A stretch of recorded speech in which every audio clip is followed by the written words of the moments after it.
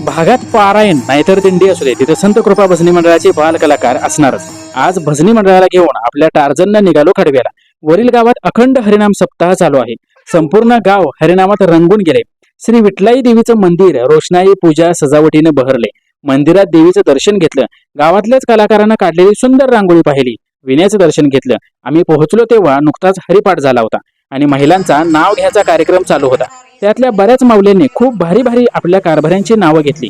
नंतर संत पंगत बसली आणि मग कीर्तनाला सुरुवात झाली। राम महाराज अभंग इंदापूर यांची कीर्तन सेवा आज होती। महाराज सुरुवातीला स्वर्गीय अजितदादा पवार यांच्याबद्दल बोलले आणि अभंग घेऊन कीर्तन सुरू केले। आजकाल तरुण कीर्तनकारांचा कॉमेडी कीर्तन, नुसतंच गायन कीर्तन, दुसऱ्याचं कॉपी पेस्ट कीर्तन करणारे यांच्यावर भाष्य केलं। यांचंही बरोबरच आहे म्हणा। 2 तास फुल गप्पा हाना आणि मानधन उचला अशा कीर्तनकारांची खूप खोगीर भरती झाली आजकाल। बाकी आमच्या मुलांनी खूप चांगली साथ दिली कीर्तनात। पकवाज गायक उत्तम होते। कडवेकरांची उपस्थितीही भरपूर होती। महिला पुरुष मंडळी मांडव भरून होते।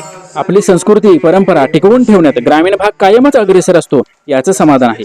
उद्याच्या 9 तारखेपासून संत कृपा भजनी मंडळ आणि ग्रामस्थ मंडळ परळी नाही यांचा महाशिवरात्री निमित्त पारायण सोहळा सुरू होणार आहे। भागातल्या वारकरी माळकरी विठ्ठल भक्त आणि प्रत्येकानं हरिनामाचा आणि आमच्या कलाकारांचा गायन वादनाच्या श्रवणाचा लाभ घ्यावा हीच विनंती। रामकृष्ण हरी।